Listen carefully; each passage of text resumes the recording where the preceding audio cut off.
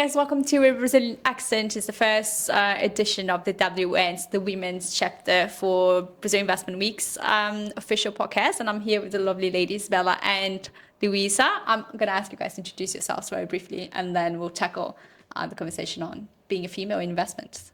Am I looking here or am I you? It's an informal conversation. I mean, they're invited to the conversation, but it's our conversation today. Yeah. So hi. My name's Bella. I run Aurora Ventures, which is a fund that invests in female founders exclusively in emerging markets, and we have started deploying this year. Oh, amazing. Thank you. I'm Luisa. I'm a principal at Latitud Ventures. We're a pre-seed fund, investing the first check into Latin American founders, building for Latin American markets, but also to global markets. So we're following the talent, and being the first check partner into Latin-born founders. That's nice. My first question, because we also focus on Latin America, but Brazil first. But what do you guys think is the secret sauce of being Latin American founders or Latin American-based companies? So, I think we have incredible good talent in the region. And as we've seen, like in Israeli funds doing it, really empowering Israeli founders building for whatever they built. I think we have kind of the same happening in LatAm now with the AI super cycle. I feel like AI has blurred some geographical boundaries. So we're seeing more and more teams building global from day zero, not only capping themselves into LatAm, but also like expanding to build from São Paulo or from Buenos Aires or from Mexico to the world, or sometimes moving to the US and building companies from the US. So I think we're very creative on the way to build things and very hustles, because we've been living in like hard markets for a long time. So you need to be creative and you need to hustle a lot to make a company work. So I think when you go to global markets, you have this hustle that some of the other founders don't have, and I think you can really get along, like get well doing this in the United States or Europe or whatever it is. I agree. I think Latin American founders, they have a grit, because it's really hard to be a founder, an entrepreneur, like whatever, if it's a tech company or not a tech company, it's really hard to have even a bricks and mortar sort of like business in Latin America. It's quite hard in comparison to other places in the world. So the fact that they can be successful enough to build something that's scalable and that has traction, they could fundraise and whatnot, is just admirable. What about you, Bella? What do you think? I think coming from the London venture ecosystem, the coolest thing that I see in LatAm is the global arbitrage that's at play. Like you fundamentally have underpriced assets that have immense potential, because actually there's still a lot to build, whether you're building in fintech or healthcare. So that's really, for me, an economic opportunity that just makes sense. On this topic, I think one thing that we're observing a lot is, and we're following this type of talent, because if you're able to invest in a Latin cost basis, like we invest at 5 million post-money valuation in pre-seed. Like pre-seeds in the US are around $15 to $20 million.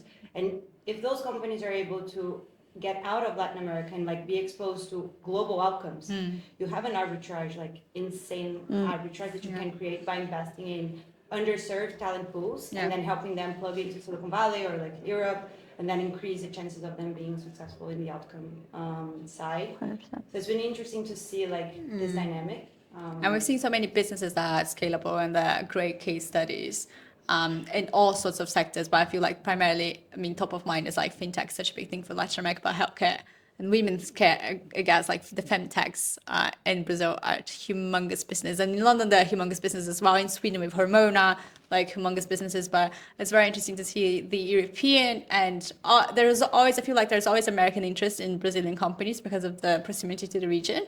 But it's very interesting to see like London-based businesses, like Dutch-based funds as well, looking at Latin America as a potential way to deploy capital, which is something quite new for us, because I feel like Super new. Latin Americans are so much more like, we'll just go to the US, we'll IPO in Nasdaq and, cash out, be happy. But now there's so many other avenues that they can explore, even going to Asia or not. So I feel like it's an interesting time for European venture to look into Latin America. It'd be interesting for you guys to tell and share if there's any specific sector-based trends that you've been seeing in particular or not, because I feel like fintech health, we said is quite big, but consumer is quite big as well. We're seeing like so many Latin American consumer-based companies also approaching now different consumer funds, which is something quite new. I guess it's a trend. It was maybe like 5 years ago and it's coming back. So it's quite interesting to see that. Yeah, I think we're going to see consumer booming again in AI. I think we haven't seen yet that much. I think most of the players were looking into B2B, like enterprise, bigger contracts, but I think we're missing something on consumer. Our best performing company in our second fund is a consumer business, educational business. I love Started in consumer. Brazil.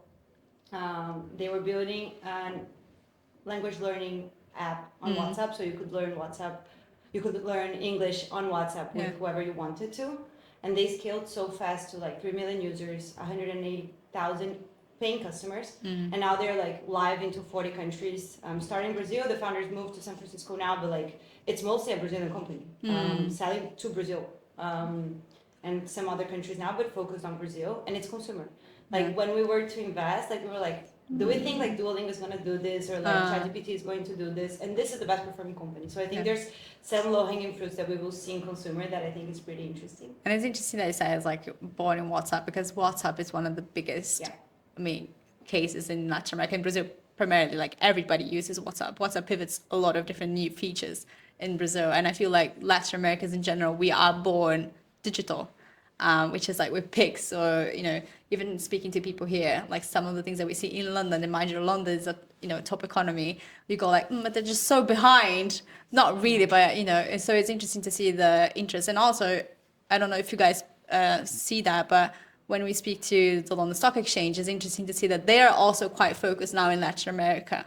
Like they want to bring more founders to be listed in London, which is not something that we've seen like over the past decades. They were looking for Indian founders or like other underserved communities as well. But it's interesting to see more delegations coming to see maybe London as a way to become public, which I particularly think, and it would be interesting to think what you guys, how you guys see. But I think London is a great way to pivot before the US, because it's a very controlled market, but it speaks the same language. It's very friendly for founders and technology. You have access to grants everywhere, which is something that a Latin American company has no access to, like government-wise. So when they come here, it's like, oh, you can have like R&D grants, or you can have like research grants. It's something that is accessible. But it's interesting to see. I don't know if you guys have seen that, but I've seen new inflow of Latin Americans coming to London and Europe, which I haven't quite seen on the growth stage. It was mostly like binary going to the US, and that was the story. I think maybe because you might disagree with this. Honestly, no, on my side of things, because I think a lot of the founders that we're looking at are very comfortable about saying, like, if we just capitalize on LatAm, that's a pretty big market. Yeah. And we understand it. And of course, scaling from like Colombia to Chile, or, I mean, Brazil's a whole different ballgame, is not easy. But I think, for example, a number of our founders right now, fundamentally, like, women experience the world differently. So they're naturally going to build for different solutions and different problems. And one of the problems that's very, very prevalent from many founders that we're looking at in LatAm is banking the unbanked. So the whole concept of credit scoring and fintech, and how do you get capital flowing to like your hairdresser down the road? And that's a super exciting space. It's not something that alternative credit scoring is, of course, something that has a global opportunity, but LatAm has such a largely informal market. So I actually really appreciate when a founder doesn't feel the need to automatically say, yeah, and then we're going to go global. It's more, my question is, well, actually, why don't you build at home first? And I think it just depends on the kind of business that you're focusing on, to be honest. There's not one right route. It depends on their sector. It depends on, and so that's why I think maybe we're not seeing as many saying, yeah, we're going to list in the UK. I have to say, I was surprised by that statement by the guy from the London Stock Exchange, only because coming from London Venture, I'm seeing more and more founders here not want to list here and want to go to the US because of the tax implications, because of that. So I thought it's something to think about, thinking maybe it's for LatAm founders, I don't know, but I thought it was an interesting statement from him. My thoughts on it are unconfirmed at the moment. So honestly, I haven't seen the announcements. I'm yet to see like the because we listen from LSE all the time, like, oh, there's so many IPOs coming. I'm yet to see that.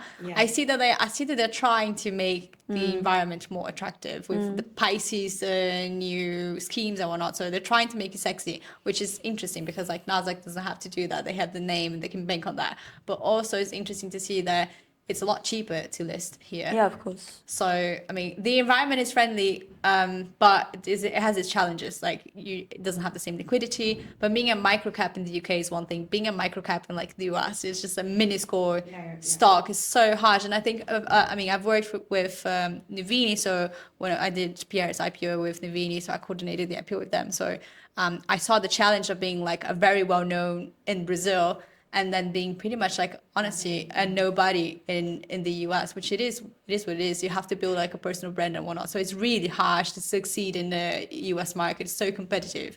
But I completely understand. And I also think female founders, because I was one back in another life. So I can see like female founders are much more, I think, grounded as well. So they want to make sure that I'll just try to go to this market and scale up in a sustainable way and whatnot. And then if there's an opportunity to go abroad, then I will, which I quite like it. But, you know, it's a very particular way to look into building companies, I guess.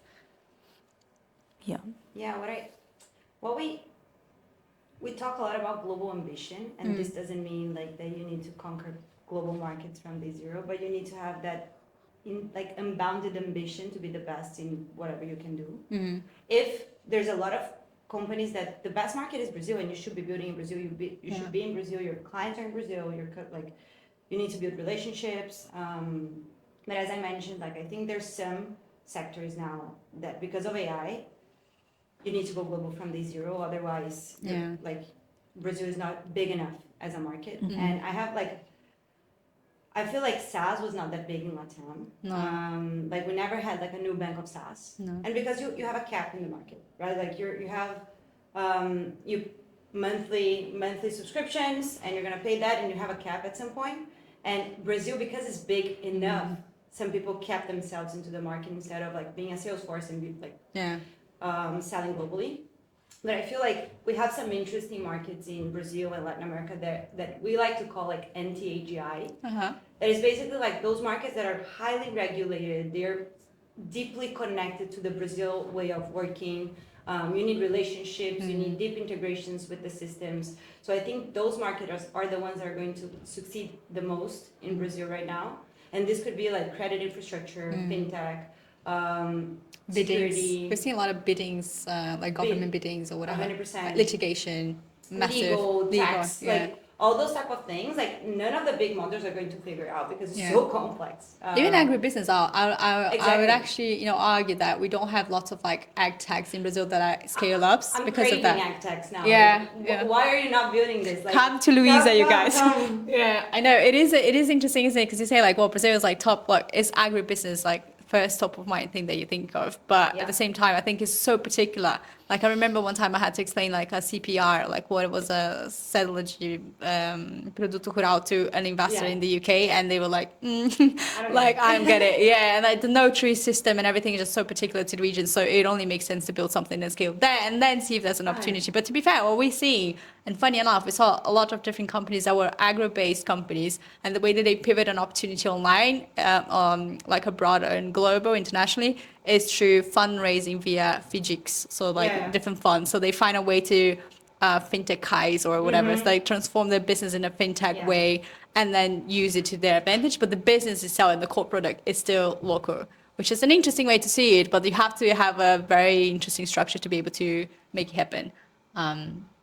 So, but I mean, I'm sad that we have like such short time to actually expand the conversation, but I would like you guys maybe to give already closing remarks. I could spend like the whole day, honestly, like at least 3 hours having chats, because I'm so passionate about the female community. And I think like we need more females in investment and STEM in general, building products for women as well. And women's health, like it's a completely different, like I could spend 7 hours speaking about that. But anyways, closing remarks would be like your key takes on investing in Latin American founders, female founders, and LatAm in general, either from Europe or within Brazil. Again, you might disagree with this. My current thesis around LatAm is starting with where your exit is going to come from, and from mostly an M&A capacity. I think I like that. the likelihood of a unicorn type exit and the liquidity needed for that when there's no local IPO market is like very, very slim already in the UK and the US, let alone in LatAm. So if I was like a founder on the other side building in LatAm, I would, well, first start with, well, who are we building for and who's going to buy? Yeah. Which means that we're building a model of investing that's more looking at repeatable, predictable outcomes rather than outliers, which I think is risky in and of itself from a venture economics perspective, but is much more tailored to like what I'm seeing other peer investors do in LatAm. And for the nature of female founders we're doing. And I think that's different because if you had asked me as someone that was in London before, I would never have said that because people have been like, well, it's not venture backable. But again, just because what VC means isn't necessarily the same thing per country, you have to play the game that is in front of you. But maybe that's the future of VC. Because when you say that investing businesses are going to be sold, I'm like, yes, it's music to my ears. Because I feel like there's a humongous private capital market in Brazil that's like completely underserved as well when it comes to even for them to scale to all the businesses. Just acquiring is just a huge potential. And there is a market for that. And there's so many other global companies looking at Brazil to maybe expand to another product that's there. So we've seen a lot of that happening. There's interest from the global companies to do that. There's history. And I like founders that build something to like get going with this idea, sell, be part of it, and then on to the next. I think that's quite exciting. What about you, Nick? No, for me, like on the state, like on the liquidity, I 100% agree. I think it's a very challenging ecosystem for you to exit a company. We haven't seen much IPOs happening. We have like big ones like Nubank, Mercado Libre, like Alt0 and some other exits, but it's hard. Like we have like a list of companies that are there, like Infandad, Happy, like big companies that are not doing IPOs because of that. Like Nasdaq is too big, they're not that big as Nasdaq, so what do you do at a point? The way we found to like overcome this and hack this is getting in very, very early. So like 3 to 5 million post-money valuation. So you can, if you need to, exit at a Series C and have like a 36x MOIC. That's one of the ways of doing it. So, but I agree. Like I think it's you need to think on exits in LatAm. And also because of a secondaries perspective, like the market for secondaries is hot now, but like in 3 years' time, it might not be. Exactly. So. What's the stage that you invest? We invest at pre-seed and seed, but our ticket size is up to 300K. Okay. Which means obviously the valuation cap is. Do you reckon you guys are quite active with founders that you invest in? Because I feel like female founders usually they are more articulate into asking for the investors the help they need. Yeah, I think because we're not a lead investor because of our ticket sizes for now, we have to actually provide value. Okay. And I think our value is always going to be access, but not like mentorship. I hate that word, but more like what can we give you that's actually going to move the P&L forward? Specifically because our team is international and opening doors, like being on the ground helps. So that's, I think we're very new and so we're learning a lot, but value to founders like matters most to me at this point in time. So I think once you lose that, it's very hard to come back from a reputational perspective. Yeah, on female founders, I feel like we need way more. Entrepreneurs and investors too. Like I'm the only woman in my team. And most of us are all I think we're used to as well because women. most of us came from like financial markets and we all, trailblazers in some way, shape or form. And you need to like grind a lot to get to the same level as like your par. But I feel like even for founders, like I don't know if women don't know that they can actually build and like I feel like we work so much harder to get to a place where we're like, okay, we know all the answers. Men just come, they pitch without knowing anything. With a and PowerPoint just, presentation. So I think like what we can help women with is like, okay, how can I help like bring more founders into the ecosystem, like help them actually have the courage to do this. So because we run fellowships, like Latitud runs like two cohorts of fellowships per year, and yet like the percentage of women is so low. I'm always like trying to get more and more women. We can collaborate on that. I would love Let's to. do that. I mean, because we're in partnership. So one of our biggest sponsors is Marsh for the conference. And Marsh Group, like Veronica has she's chair of the women, I need to get this straight, but it's Women Private Equity M&A group. And then basically they're obviously on the later stage of private equity anyways, but they are the potential buyers of things that, Which you is know, super interesting for it's me, super yeah. interesting. They you also definitely do insurers, something. so we need to like come up. We organize this, so you know, WN, so the women's chapter. We have a very strong community in Brazil as well. We're trying to get like, well, because for me, I'm super passionate with like pre-menopause, menopause businesses. So I feel like we haven't seen many. I have one. I have one to do too. We can, yeah, we can exchange. I mean, so we're looking into like women's health because I think it's like such a big business. It has to be. And honestly, I do feel like, and I don't know if you've noticed that, but for female founders, usually they only like build something that's close to their heart. It's usually something, Purpose-driven, isn't yeah. it? It's like purpose driven, but it's usually, or like when you see someone in a fintech, it's usually because they're somehow attached to it or whatnot. So it's interesting. But anyways, so we can, yeah, we can collaborate quite a lot. 100%, because I think that we need to increase the pool of where we're like Yeah. fishing. And with from AI, like now. you said, it's never, I think I like to say that it has never been this easy to build something, because when I was a founder and I had like my co-founder was a lot older than me. She could be my mom and she's one of my best friends still. Like we sold our solution to the university. But you know, back in the day, our biggest challenge was tech, because I'm non-technical, she's non-technical, It's and a then lot, it yeah. is harsh. And now I think it's never been this easy Yeah. to at least pivot something, you know. So You can put your ideas on front of and then people, just you see know? how it goes. Do you know what I mean? So I think women need to be more. I think maybe bolder, because the men are for sure. Anyways, I would love to extend the conversation. Invite you guys to Brazil Investment Week. We have a track which is female only. We used to have a day that was female only, but we like to include the men as well because we Yeah. like them. But it's just to have female panelists to tackle topics that are 100%. No, let's collaborate for sure. Thank you guys so much. Thank you so much. Yeah, thank you guys. Comment, share, like, and we'll share all the content with All you the guys. things. And I'll share the links. So if founders need to reach out to you, we can have contacts and links or however the process goes. And then, female founders apply. We need to see your solutions. We need to see you. Yeah. Thank you guys.